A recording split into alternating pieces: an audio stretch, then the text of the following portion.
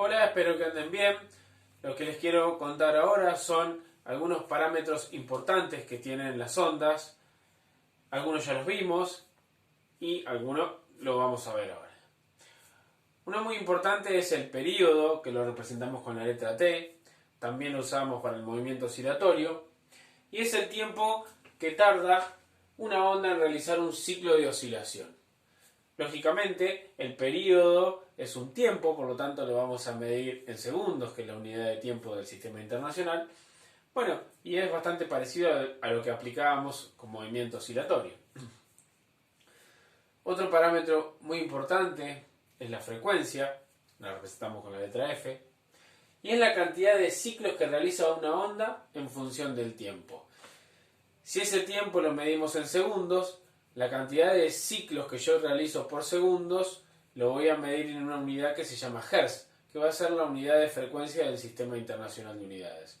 O sea que la frecuencia va a ser la cantidad de ciclos que la onda realiza por unidad de tiempo, en este caso por segundo. Si es Hertz, la cantidad de ciclos por segundo. O sea, ciclos sobre segundos, la cantidad de ciclos por cada segundo que pasa.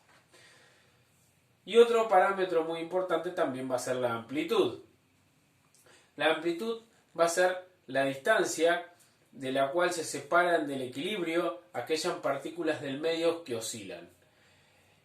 Si, por ejemplo, yo tiro una piedrita en el agua, las partículas del medio hacen para arriba y para abajo. Bueno, lo alto que se elevan y lo que suben y lo que bajan esas gotitas de agua serían la amplitud. O sea, si yo tiro una piedrita, la amplitud va a ser pequeña. Si yo tiro un ladrillo en el agua, la amplitud va a ser mayor, ¿sí?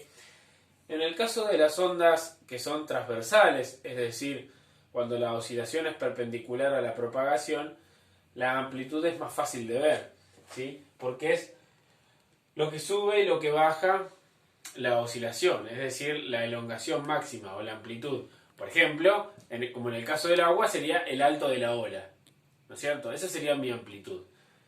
En el caso de las ondas longitudinales, en la cual la oscilación tiene la dirección de la propagación, es más difícil de ver la amplitud, pero es lo que se separa de la posición de equilibrio, ¿sí? Si recuerdan aquellas masas unidas por resortes, ¿sí? Lo máximo que se separa de equilibrio esas masas serían la amplitud máxima. Aquí hice dos dibujitos para mostrar cómo en una onda transversal la amplitud es lo que se separa del equilibrio, lo que oscila, el medio que oscila, y en una onda longitudinal la amplitud es lo que se separa del equilibrio, también aquello que oscila. En el caso de, por ejemplo, las ondas transversales, como puede ser el agua o una soga, uno podría verlo si yo tengo la formita de la onda, ¿no? Quedaría representado por la altura de la onda, ¿sí? En una onda transversal la amplitud es algo mucho más fácil de ver, ¿sí? Y es algo muy importante, porque la amplitud tiene que ver con la energía. Y, por ejemplo, en el caso del sonido, a mayor amplitud de la onda, lo que voy a tener es un mayor volumen, por ejemplo, ¿sí? Así que es un parámetro muy importante. Bueno, otro parámetro importantísimo para las ondas es algo que se llama longitud de onda. Y lo representamos con esta letra griega, que es la letra griega lambda. Y la longitud de onda es la distancia que recorre una onda durante un ciclo de oscilación, ¿sí? Como es una distancia, lógicamente lo vamos a medir en unidades de longitud. Y generalmente lo vamos a medir en metros. Pero puede ocurrir de que las longitudes de onda sean muy chiquititas y la podemos medir en metros, nanómetros, milímetros, o que puedan ser muy grandes y la tengamos que medir en kilómetros, ¿sí? La gama de longitudes de ondas puede ser amplísima, entonces la unidad que usemos va a depender de la comodidad también. Bueno, como la longitud de onda es la distancia que recorre la onda en un ciclo de oscilación, va a haber en ondas transversales, va a ser más fácil de verlo, el ciclo de oscilación va a recorrer una cierta distancia. En cambio, en las ondas longitudinales, por ahí es más difícil de ver la longitud de onda. Otra forma de definirlo sería que la longitud de onda es la distancia que hay entre dos puntos que tienen igual oscilación o dos puntos de igual amplitud. En las ondas transversales es un poco más fácil de verlo. En las ondas longitudinales es un poquitín más difícil de darse cuenta cómo es, ¿sí? Pero también se podría definir como la distancia entre dos puntos de igual amplitud. En las ondas muchas veces vamos a ver que tienen velocidades definidas. Por ejemplo, el sonido es una onda y el sonido viaja a una velocidad definida, de acuerdo a ciertos parámetros atmosféricos, ¿sí? Pero en condiciones normales, el sonido tiene una velocidad definida de 340 metros sobre segundos, o aproximadamente 1200 kilómetros por hora. Cuando veamos ondas electromagnéticas vamos a ver que la luz es una onda y que tiene una velocidad definida de aproximadamente 300 millones de metros por segundo o 300.000 kilómetros sobre segundos. Bueno, y lo que se va a cumplir aquí es una relación entre la frecuencia y la longitud de onda, que es muy importante, sobre todo para las ondas que tienen una velocidad definida. Y esa velocidad con que se propaga la onda es igual a el producto de la longitud de onda por la frecuencia. Por lo tanto, si yo tengo una velocidad definida, este producto tiene que ser constante. Es decir, que si yo voy a tener una frecuencia alta, sí o sí la longitud de onda va a tener que ser más baja. Y si la longitud de onda aumenta, tiene que disminuir la frecuencia. Es decir, si aumenta la frecuencia, cuanto más rápido oscila, la longitud de onda se hace más chiquitita, ¿sí? Cuanto más lenta es la oscilación, más larga se hace la longitud de onda, ¿sí? Bueno, ahora lo vamos a comprobar con un pequeño ejercicio. Bueno, acá tenemos un pequeño ejemplo que dice calcular la longitud de onda de un sonido cuya frecuencia es de 440 Hz, sabiendo que la velocidad con que se propaga el sonido es de 340 metros sobre segundos. Bueno, como verán, el sonido se propaga bastante rápido, hace 3 cuadras y media en un segundo, ¿sí?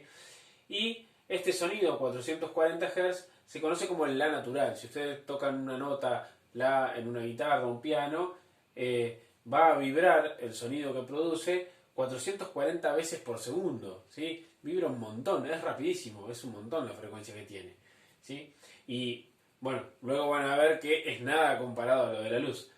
Pero bueno, como tenemos una velocidad fija de 340 metros sobre segundos y conocemos la frecuencia, podemos calcular qué longitud de onda tiene esa onda.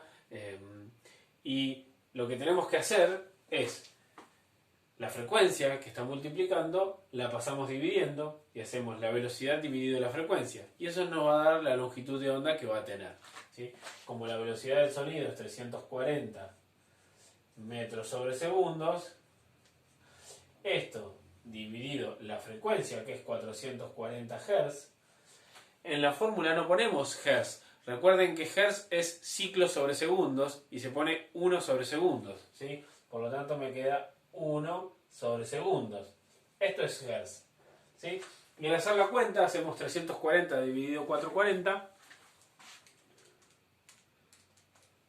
y esto nos da 0,77, ¿sí?